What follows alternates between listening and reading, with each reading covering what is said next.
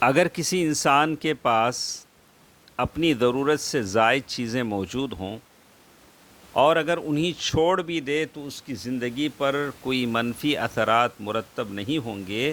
تو اسے ان چیزوں کو بیچ کر حج کا فریضہ ادا کرنا چاہیے۔ لیکن عورتوں کی بنیادی ضروریات میں زیورات بھی آتے ہیں۔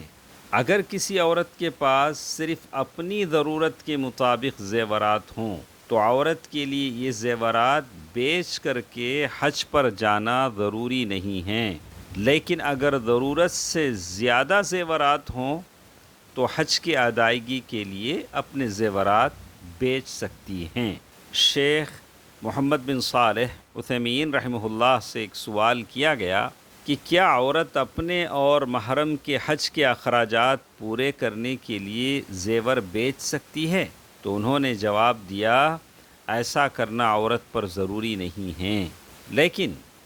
اگر زیورات ضرورت سے زائد ہوں، ایسے زیورات جنہیں عام طور پر خواتین استعمال نہیں کرتی، تو انہیں فروخت کر کے حج کے اخراجات پورے کرے۔ شیخ حمد بن عبداللہ الحمد حفظہ اللہ کہتے ہیں، اگر اس کے پاس ایسی چیزیں ہیں جنہیں فروخت کیا جا سکتا ہے اور انہیں فروخت کرنے سے، بیچنے سے اس کی زندگی پر منفی اثرات مرتب نہیں ہوں گے،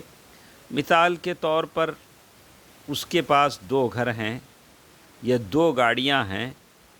یا کسی عورت کے پاس اپنی ضرورت سے زیادہ سونا ہے، گولڈ ہے،